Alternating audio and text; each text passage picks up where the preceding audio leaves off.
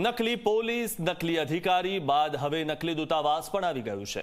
ગાઝિયાબાદમાં રહેલા નકલી દૂતાવાસનો પર્દાફાશ થયો છે. યુપી એસટીએફની ટીમે નકલી રાજદૂતનો કર્યો છે પર્દાફાશ. નકલી રાજદૂત હર્ષવર્ધન જૈનની ધરપકડ કરાઈ છે. અલગ અલગ દેશોના રાજદૂત તરીકે ઓળખ આપતો હતો આ હર્ષવર્ધન. એક વિશાળ બંગલામાં ચલાવતો હતો નકલી દૂતાવાસ. ગાઝિયાબાદમાં હવેલી જેવો એક બંગલો ભાડે રાખ્યો હતો. હર્ષવર્ધનના ઘરમાં મળ્યો નકલી પુરાવાનો ખજાનો. ઘરમાંથી 4 ડિપ્લોમેટિક નંબર પ્લેટ લાગેલી ગાડીઓ પણ મળી આવી. 12 નકલી ડિપ્લોમેટિક પાસપોર્ટ પણ મળી આવ્યા. ઘરમાંથી વિદેશ મંત્રાલયના નકલી સિક્કા પણ મળી આવ્યા.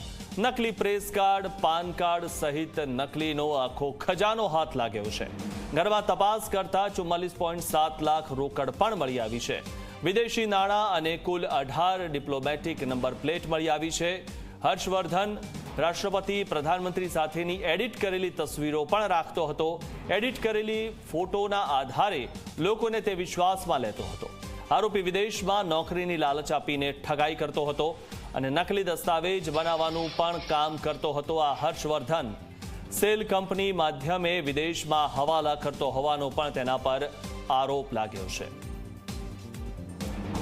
તો દરેક વસ્તુ જે રીતે નકલી સામે આવે છે એવી રીતે હવે નકલી દૂતાવાસ પણ સામે આવ્યું છે. આ નકલી રાજદૂત બનીને સામે આવ્યો છે અને આ જે હર્ષવર્ધન છે જે પકડાયો છે તે બધું જ તેના ઘરમાં નકલી રાખતો હતો.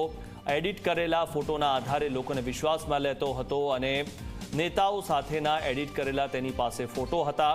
ત્યારે વિદેશી નાણાં અને કુલ 18 ડિપ્લોમેટિક નંબર પ્લેટ પણ તેના ઘરેથી મળી આવી છે. એક મોટો બંગલો ભાડે રાખીને તે લેતો હતો અને હર્ષવર્ધન રાષ્ટ્રપતિ પ્રધાનમંત્રી સાથેની એડિટ કરેલી તસવીરો રાખતો હતો. આ એડિટ કરેલી તસવીરોના આધારે લોકોને તે વિશ્વાસમાં લેતો હતો અને આ જે આરોપી છે તે વિદેશમાં નોકરીની લાલચ આપીને લોકો સાથે ઠગાઈ કરતો હતો. નકલી દસ્તાવેજ બનાવવાનું પણ આ કામ કરતો હતો હર્ષવર્ધન અને સેલ કંપની માધ્યમે વિદેશમાં તે હવાલા કરતો હોવાનો પણ તેના પર આરોપ લાગ્યો છે. આપ જે આ દ્રશ્યોમાં જોઈ રહ્યા છો અઢળક ગાડીઓ પણ તેના ઘરેથી મળી આવી છે. ત્યારે 12 નકલી ડિપ્લોમેટિક પાસપોર્ટ પણ મળી આવ્યા છે. ઘરમાંથી વિદેશી મંત્રાલયના નકલી સિક્કા પણ મળી આવ્યા છે. નકલી પ્રેસ કાર્ડ મળી આવ્યું છે. પાન કાર્ડ મળી આવ્યું છે અને તેની સાથે નકલીનો આખો જાણે ખજાનો હાથ લાગ્યો છે. તો ઘરમાં તપાસ કરતા 44.7 લાખ રૂપિયા રોકડા પણ મળી આવ્યા છે. વિદેશી નાણાં અને કુલ 18 ડિપ્લોમેટિક નંબર પ્લેટ પણ મળી આવી છે. ये हर्षवर्धन KB 35 कविनगर में एक किराए के मकान में अवैध दूतावास चला रहा था और ये अपने आप को वेस्ट आर्टिका, सबोर्गा, पोल्विया, लोडोनिया और इसके अलावा अन्य भी कई देशों का एम्बेसडर बताकर लोगों से बात करता था.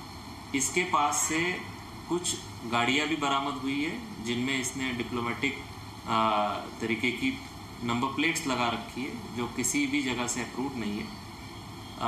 लोगों को प्रभाव में लेने के लिए, उनसे ठगी करने के लिए, उनके दलाली करने के लिए ये कई सारी मॉर्फ फोटोग्राफ का भी इस्तेमाल करता था जिसमें इसने अपने आप का कई गणमान्य लोगों के साथ में मॉर्फ फोटो भी बना रखे.